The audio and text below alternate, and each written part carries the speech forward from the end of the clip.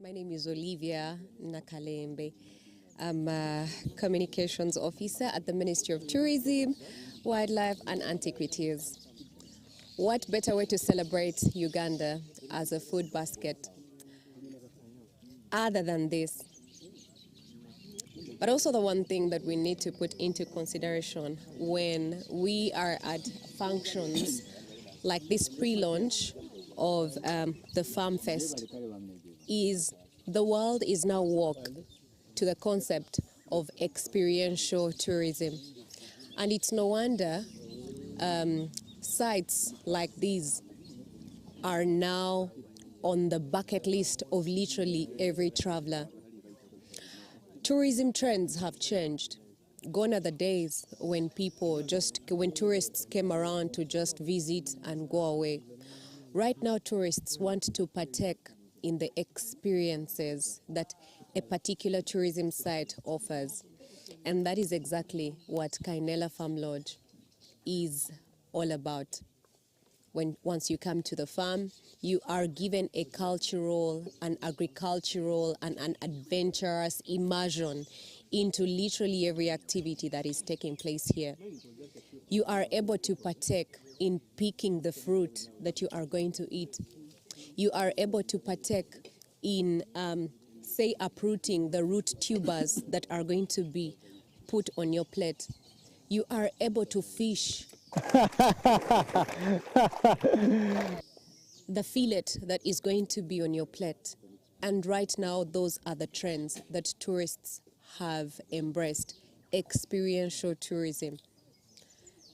And as you can see, the table is full because we are gearing up for one of Uganda's biggest farm fests this country has had. The world is now woke, and they are looking at Uganda as that place that offers sustainable tourism products. And agrotourism is one of the concepts that ably speaks to that. A tourist will not only be able to come here and get to enjoy themselves, they even get a chance to interact with the community that is offering a hand into, every process that is taking place here. And that is one of the concepts pertaining sustainability that has been embraced. If your facility is not speaking and addressing community needs, then sustainability is out of the picture. The donors have also embraced that.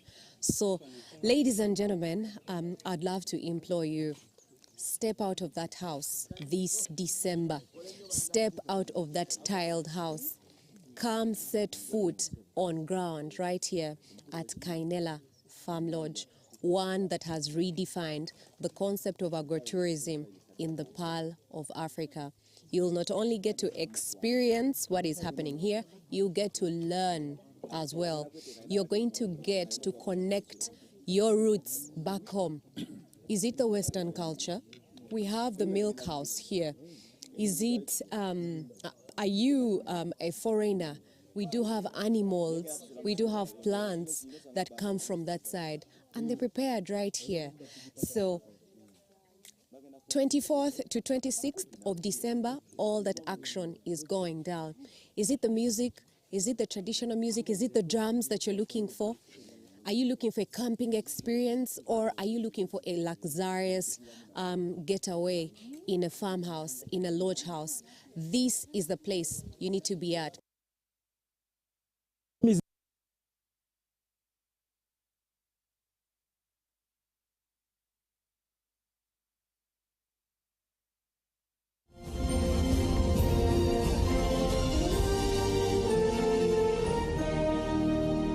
Brought to you by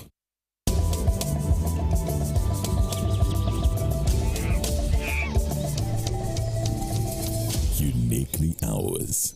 Explore Uganda.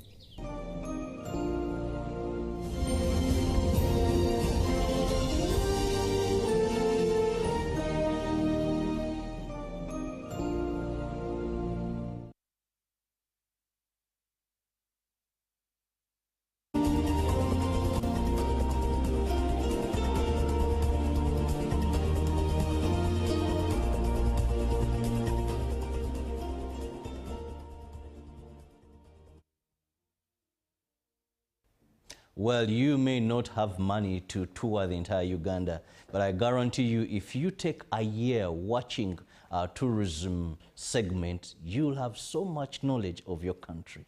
So welcome back from wherever you have been with our traveler, and now let's do matters business.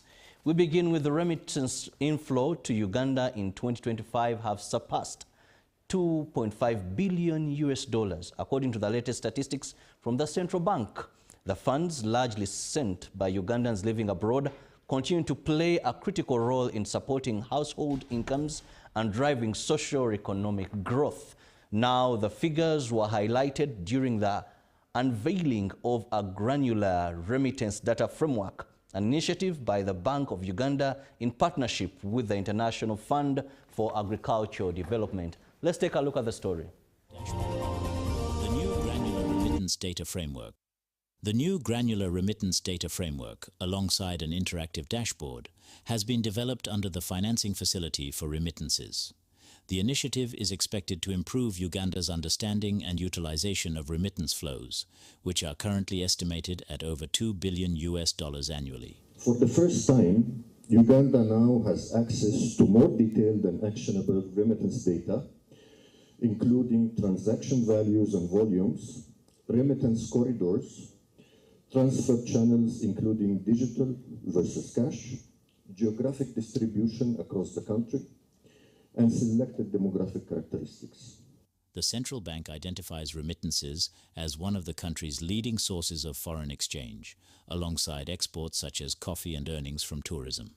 Officials say better tracking of these inflows will support more informed planning and policy formulation. We currently now just get the point very clearly. The amount of money we get from coffee for this financial year, 2.5 billion, and also we have been having remittances, 1.5 billion, which now Media has helped us to capture another 1 billion. Now it is 2.5 billion, very big round of applause. To underscore the importance of this work, not merely as an occasion to celebrate progress, but also to call for sustainable initiative to improve remittance statistics. And the already countries which we can benchmark are already given. According to the Director of Statistics at the Central Bank, the improved system reduces data gaps and enhances accuracy by capturing even informal remittance flows that were previously unrecorded.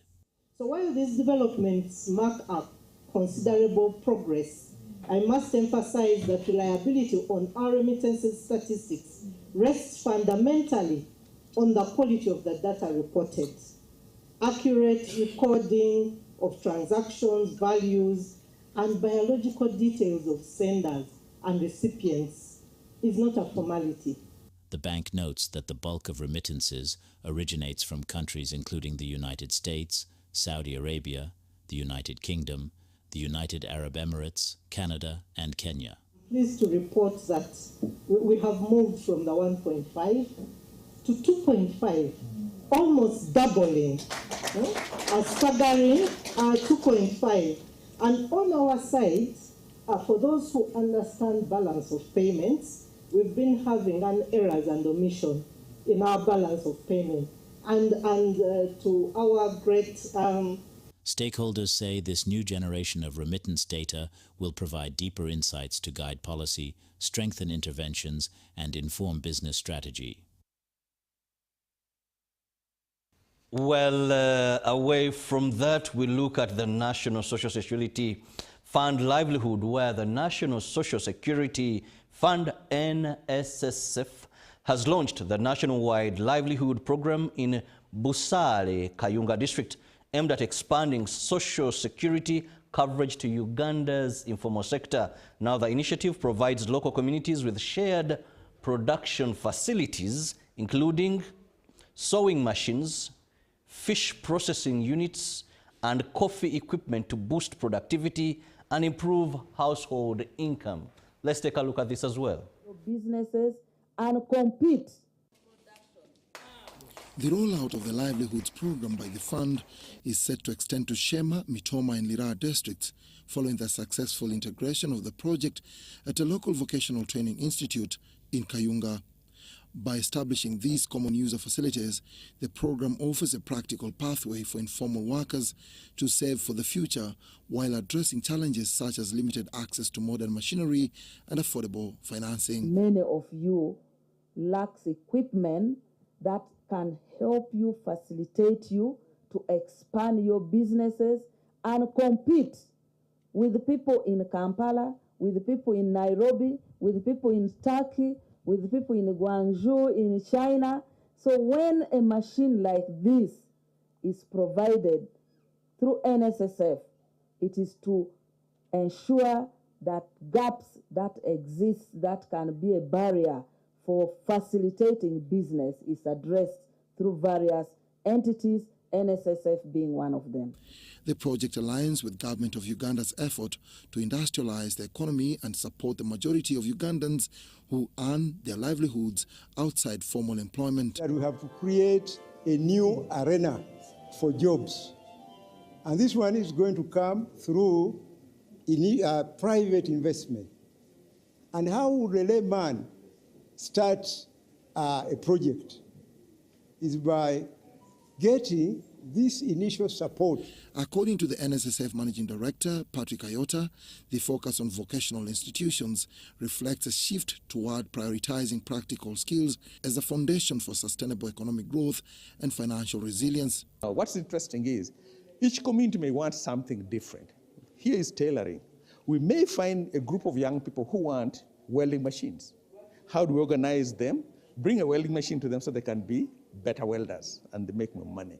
We are actually available and ready to support any sector that is organized, that wants to increase their productive capacity, to increase money that becomes available to them on condition that they are willing to save. That's why we even go backwards and teach you how to be financially literate, how to save, how to grow your money. Community members are encouraged to utilize the new equipment to scale up their businesses, meet evolving market demands, and embrace long-term saving to secure their financial well-being. The initiative is seen as a stepping stone toward broader industrialization and inclusive economic growth across the country. Well, thank you, NSSF, the National Social Security Fund, for that initiative. Now let's move to youth in agro business. Now, young people in Busoga sub-region are calling on government and the private sector and development partners to redesign agricultural programs to better respond to their needs. They said persistent systematic barriers continue to lock them out of meaningful participation in agro-food economy. Well, the concern was raised during the Young Africa Works 2026 dialogue held in Jinja City. The dialogue in Jinja, organized by the MasterCard Foundation, Haifa International and partners, brought together over 250 stakeholders, including policymakers, private sector actors, and youth to explore ways of building a more inclusive agri-food system. So the purpose of this convening is to understand what we have done, to learn, to discuss with each other around how we can do this work better, deepen our impact and enable young people to get to take their place in society where they're delivering livelihoods for themselves, supporting their families, and also shifting the narrative of the communities in which they live. Across Uganda, youth continue to face barriers in accessing finance, land, skills, quality inputs, and reliable markets. According to the Executive Director of the National Planning Authority, Joseph Muvawala, many existing interventions do not align with the realities faced by young people. So every youth who has started an initiative, we must ensure that they do survive. I think time has come for us to rethink, because everything good is for the big people. Power, 5 cents to the big ones. The small ones, 17 cents. Where do the jobs come from? Where do the jobs come from? The small ones. But who is getting the incentive?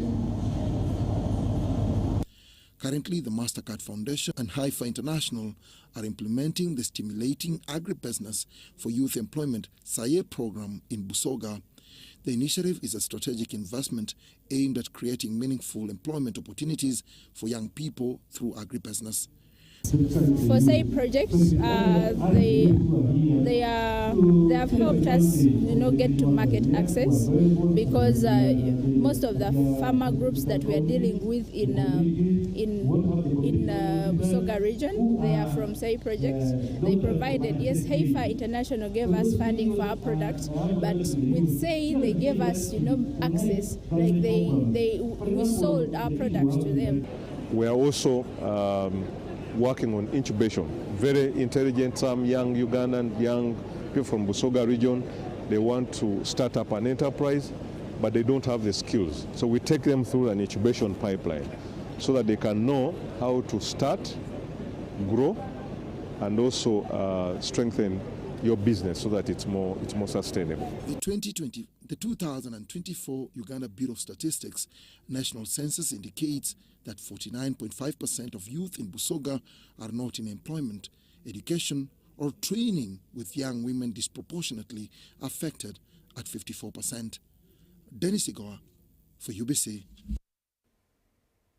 Well, thank you so much, Dennis Sigoa, there in Busoga. Now it's time we look at what is trending in Forex. How was the Forex by the 31st of March this very year, which is yesterday? Now, the United States dollar opening was at 3,751.41. That was buying, and selling was at 3,761.41. By midday, the dollar buying was at 3,761.32 and selling at 3,771.32. Closing, the US dollar buying was at 3,760.00 and selling was at 3,770.00. The Great Britain pound by midday was at 4,969.45 and selling was at 4,964.17. The euro, as of midday, it was at 4,313.85 and it was selling at 4,325.70. The Kenyan shilling was at 28.93, buying and selling was at 29.05. The Tanzanian shilling was at 1.43. Buying and selling was at 1.46. The South African rand was at 219.61 and selling at 220.27. Well, that is as of yesterday, but you can check today and know how the Forex start so that you can transact in a fair manner and getting the best of your exchange if you're buying or if you are selling. Well, we'll go for a break, and when we return, it is Good Morning Uganda agenda, but also to let you know that later on, we'll have the Easter message from the Archbishop of the Church of Uganda, His Grace, the Most Reverend Dr. Stephen Kazimba Mugalu. Keep it with us.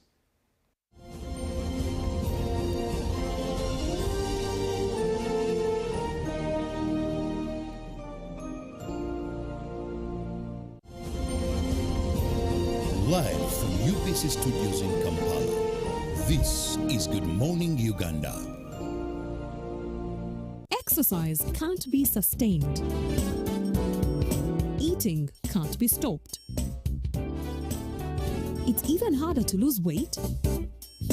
Come and give it a try. Genshikang L-carnitine chromium capsules. Plant extract, scientific ratio, take 3 capsules each time. The active ingredient accelerates fat burning,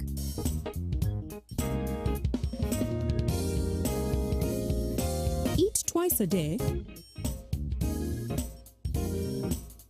don't take a detour. Weight loss starts now.